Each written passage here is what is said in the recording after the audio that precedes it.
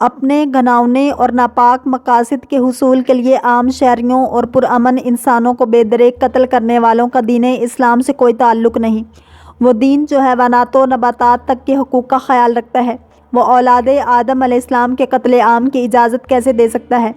اسلام میں ایک مومن کی جان کی حرمت کا اندازہ یہاں سے لگا لیں کہ حضور اکرم صلی اللہ علیہ وسلم نے ایک مومن کے قتل کو پوری دنیا کے تباہ ہونے سے بڑا گناہ قرار دیا ہے۔ جس نے کسی ایسی جان کا قتل حلال جانا جس کا ناحق قتل کرنا اللہ تعالیٰ نے حرام کر رکھا ہے، تو گویا اس نے تمام لوگوں کے قتل کو حلال جانا،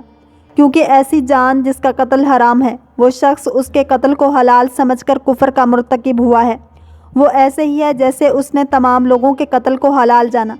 کیونکہ جو شخص کتاب اللہ کی ایک آیت کا انکار کرتا ہے وہ پوری کتاب کا انکار کرنے والا ہے۔ یہ آیت ایک اور توجیہ کی بھی حامل ہے، اور وہ یہ کہ کہا گیا ہے کہ کسی جان کے قتل کو حلال جاننے والے پر تمام لوگوں کے قتل کا گناہ لازم آئے گا، کیونکہ عالم انسانیت کے ایک فرد کو قتل کر کے گویا اس نے پوری انسانیت پر حملہ کیا ہے۔ ایک توجیہ یہ بھی ہے کہ تمام لوگوں پر لازم ہے کہ اجتماعی کوشش کے ساتھ اس جان کو قتل سے بچائیں اور اس کی مدد کریں۔ پس جب وہ اس کو قتل کر کے فساد برپا کرنے کی کوشش کرے گا تو گویا وہ پوری انسانیت پر فساد برپا کرنے کی کوشش کرتا ہے، اور یہ چیز دلالت کرتی ہے کہ یہ آیت اس حکم کے ساتھ تمام اہل کفر اور اہل اسلام کے لیے نازل ہوئی ہے جبکہ وہ فساد فی الارض کے لیے سرگرداں ہوں۔ کسی ایک مومن کو قصداً قتل کرنے والے کی ذلت آمیز سزا کا یہاں سے اندازہ لگا لیں کہ اللہ تعالیٰ نے ایک ہی آیت میں نہ صرف ایسے قاتل کے لیے دوزخ کی سزا کا ذکر کیا ہے بلکہ اس کی شدت و حدت میں کئی گنا اضافہ کر دینے کا بھی کہا گیا ہے۔ حضرت علی علیہ السلام نے اپنے ظاہری دور حکومت میں جو نظام مملکت متعارف کروایا اسے اپنے خطبات اور اپنے گورنروں کو لکھے گئے خطوط میں واضح اور روشن کیا۔ 1400 سال گزر جانے کے باوجود آج بھی حضرت علی علیہ السلام کا عطا کردہ نظام حکومت ہر ملک اور ہر معاشرے کے دل کی آواز ہے۔ حضرت علی علیہ السلام کے دور خلافت و حکومت کے بے شمار خصوصیات اسلامی اور انسانی تاریخ میں موجود ہیں، جس میں سب سے ممتاز و معروف خصوصیت عدل و انصاف کی فراہمی ہے۔ آپ علیہ السلام کے ظاہری خلافت کا عرصہ اگرچہ صرف 4 سال 8 ماہ 9 دن پر محیط ہے، لیکن اس قلیل عرصے میں امیر المومنین علی علیہ السلام جس طرح نظام حکومت چلایا وہ بے مثل و بے نظیر ہے۔ شیعہ سنی کتب تاریخ میں حضرت علی علیہ السلام کے دور حکومت کی ایک خصوصیت یہ بھی بیان کی گئی ہے کہ یہ نظام قرآن و سنت کی بنیاد پر قائم کیا گیا تھا۔ پس منظر میں یہ بھی بیان کیا جاتا ہے کہ جب ظاہری مسند خلافت 3 دن تک خالی پڑی رہی تو اکابر صحابہ و اہل بیت علیہ السلام اور مہاجرین و انصار کے مسلسل اور شدید اصرار و درخواست پر امیر المومنین علی علیہ السلام نے بار بار انکار کے بعد خلافت کا بوجھ اپنے کندھوں پر لیا۔ حضرت علی علیہ السلام جانتے تھے کہ انہیں کون کون سے بحرانوں کا سامنا کرنا ہوگا،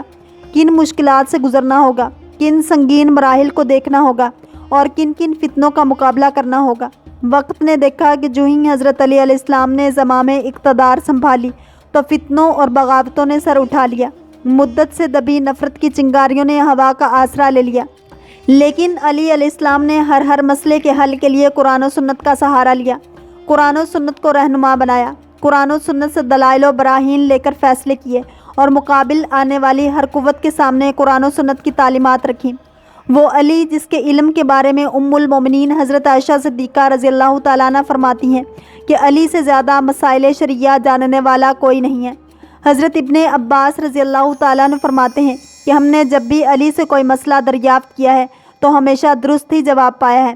حضرت عمر رضی اللہ تعالیٰ عنہ فرماتے ہیں میں اللہ کی پناہ مانگتا ہوں ہر اس مسئلے سے جو درپیش ہو مگر اس کا حل کرنے والا علی علیہ السلام موجود نہ ہو۔ حضرت سعید بن المسیب اس بات کی تائید فرماتے ہیں کہ حضرت عمر رضی اللہ تعالیٰ عنہ ہر اس پیچیدہ مسئلے سے اللہ تعالیٰ کی پناہ مانگتے تھے جسے حل کرنے کے لیے ابو الحسن علی ابن ابی طالب علیہ السلام موجود نہ ہوں۔ ایک دوسرے مقام پر جب شریعت کے خلاف ایک غلط فیصلہ ہو گیا اور حضرت علی علیہ السلام نے اصلاح فرما دی تو حضرت عمر رضی اللہ تعالیٰ عنہ نے کھلا اقرار کیا کہ اگر علی نہ ہوتے تو عمر ہلاک ہو جاتا۔ علی نے عمر کو ہلاکت سے بچا لیا۔ خلافت سے قبل ہی جس کا علم اور عدالت مسلمہ ہو وہ خلافت کے دوران بھلا کس طرح شریعت اور قرآن و سنت کے خلاف فیصلے کر سکتا ہے؟ جو خود صحابہ کرام کے نزدیک اولین و آخرین میں سب سے زیادہ عالم، بافہم و فراست اور عادل و غیر جانبدار ہو، وہ کس طرح کسی کے ساتھ زیادتی، بے عدلی یا جانبداری کر سکتا ہے۔ اکابر صحابہ کی گواہی تاریخ کے صفحات پر موجود ہے کہ حضرت علی علیہ السلام ظاہر و باطن دونوں کے امین ہیں۔ حضرت ابن مسعود رضی اللہ تعالیٰ نے واضح فرما دیا کہ بے شک علی ابن ابی طالب علیہ السلام کے پاس علم ظاہر بھی ہے اور علم باطن بھی ہے۔ کیسے ہو سکتا ہے کہ ظاہر و باطن کے علوم پر دسترس رکھنے والا علی علیہ السلام کسی کے مد مقابل آئے اور اس کے ساتھ قرآن و سنت کے مطابق معاملہ نہ کرے؟ حضرت علی علیہ السلام نے اقربا پروری کی جس طرح حوصلہ شکنی کی وہ اس سے قبل نہیں دیکھی گئی۔ اپنے حقیقی بھائی عقیل ابن ابی طالب علیہ السلام کے ساتھ مال غنیمت کے حوالے سے کیا جانے والا سلوک اور فیصلہ آج تک تاریخ پر ثبت ہے اور قیامت تک ثبت رہے گا۔ ایسا حکمران کہاں ملے گا جو روزانہ سرکاری خزانے کا حساب کر کے اور بیت المال میں جھاڑو دے کر سوئے؟ حضرت علی علیہ السلام نے خلافت کا لباس پہنا ہی اسی شرط پر کہ وہ کسی حکمران کے مطابق نہیں بلکہ قرآن و سنت کے مطابق فیصلے کریں گے۔ حضرت علی علیہ السلام آخری دم تک اپنے اس فیصلے پر قائم رہے، حق منوانے اور عدل قائم کرنے کے لیے راستے میں جنگیں برداشت کی، قتل و قتال قبول کیا، اپنے جانثاروں کی میتیں دیکھیں، اپنے اقربا و جواہر کی بھوک اور تنگ دستی کی حالت میں دیکھتے رہے، لیکن نہ حق سے منہ موڑا اور نہ عدل سے پیچھے ہٹے۔ حضرت سعد بن ابی وقاص رضی اللہ تعالیٰ عنہ روایت کرتے ہیں کہ حضور اکرم صلی اللہ علیہ وسلم نے حضرت علی علیہ السلام سے فرمایا کہ تم میری طرف سے اس مرتبہ پر فائز ہو جس مرتبہ پر حضرت موسیٰ علیہ السلام کی طرف سے حضرت ہارون علیہ السلام فائز تھے، مگر بات یہ ہے کہ میرے بعد کوئی نبی نہیں ہوگا۔ امت کا المیہ یہی رہا ہے کہ حضرت علی علیہ السلام کو نبی کریم صلی اللہ علیہ وسلم کے فرمان کے مطابق ہارون علیہ السلام جیسا مقام نہیں دیا۔